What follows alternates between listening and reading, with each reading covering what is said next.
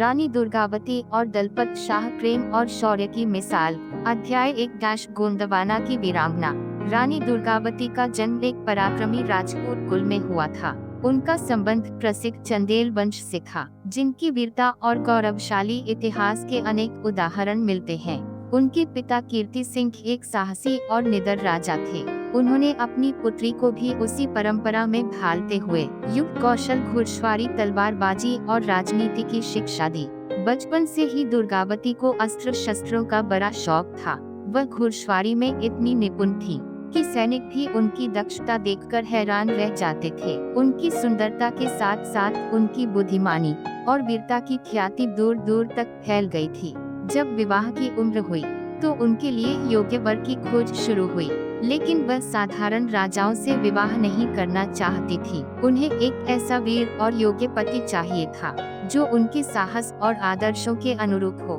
अध्याय 2 दलपत शाह से विवाह। गोंदवाना राज्य के शक्तिशाली राजा संग्राम शाह अपने राज्य के विस्तार और प्रजा की भलाई के लिए प्रसिद्ध थे। उनके पुत्र दलपत शाह भी अपने पिता की तरह वीर, साहसी और प्रजावत्सल राजा थे। दलपत शाह की वीरता का चर्चा दूर दूर तक फैला हुआ था।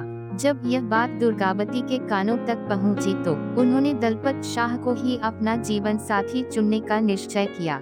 यह विवाह केवल 2 हृदयों का नहीं, बल्कि 2 संस्कृतियों और परंपराओं का संगम भी था। एक ओर चंदेलों की गौरवशाली परंपरा थी, तो दूसरी ओर गोंड राजवंश की महानता। इस विवाह से दोनों राज्यों के संबंध और अधिक प्रगाढ़ हो गए। दलपत शाह और दुर्गावती का विवाह एक नई सदी के उदय की तरह था, जिसमें प्रेम और सामरिक शक्ति दोनों का समावेश था।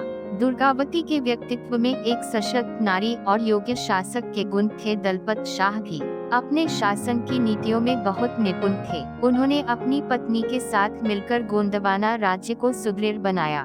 अध्याय 3 पति का निधन और शासन की बागडोर। कुछ वर्षों तक रानी दुर्गावती और दलपत शाह ने मिलकर गोंदवाना राज्य की रक्षा और समृद्धि के लिए कार्य किया, लेकिन दुर्भाग्यवश दलपत शाह का असमय निधन हो गया, जिससे पूरे राज्य में शोक की लहर दौड़ गई।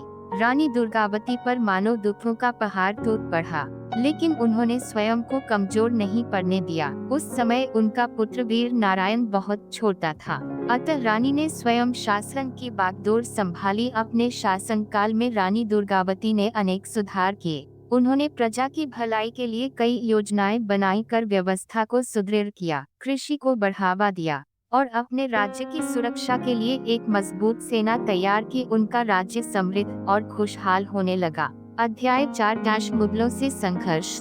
रानी दुर्गावती के शासन काल में मुगलों का विस्तार तेजी से हो रहा था। अकबर की सेना अनेक राज्यों पर विजय प्राप्त कर रही थी और उसने गोंदवाना पर भी अपनी दृष्टि डाली। अकबर के सेनापति आसफ खान को आदेश मिला कि वह गोंदवाना पर आक्रमण करे। जब रानी दुर्गावती को इस बात की सूचना मिली तो उन्होंने बिना किसी भय के युद्ध की तैयारी शुरू कर दी। उन्होंने अपनी सेना को संगठित किया और अपनी वीरता का परिचय देते हुए स्वयं युद्ध के मैदान में उतरने का निर्णय लिया। उन्होंने कहा कि स्वतंत्रता की रक्षा के लिए प्राण देना भी गौरव की बात होती है। अध्याय 5 निर्णायक युद्ध और बलिदान। रानी दुर्गावती की सेना ने मुगलों के खिलाफ वीरता से युद्ध लड़ा, लेकिन मुगलों की विशाल सेना और आधुनिक हथियारों के सामने गोंड सेना कमजोर पड़ने लगी। रानी ने हार मानने के बजाय स्वयं युद्ध भूमि में उतरने का निश्चय किया। वह घोड़े पर सवार होकर तलवार चलाती हुई शत्रुओं के बीच घुस गई। उन्होंने अपने सैनिकों का उत्साह बढ़ाया और शत्रुओं पर प्रहार किया, परंतु मुगल सेना अधिक संख्या में थी और धीरे धीरे युद्ध का परिणाम स्पष्ट होने लगा।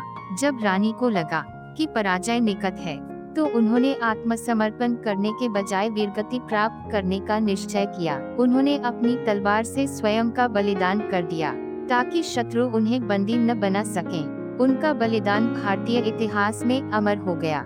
अध्याय 6 प्रेम और शौर्य की अमर गाथा। रानी दुर्गावती और दलपत शाह की प्रेम कहानी केवल एक दाम्पत्य जीवन तक सीमित नहीं थी, बल्कि यह 2 राज्यों के गौरव और एक नारी के अदम्य साहस की मिसाल थी।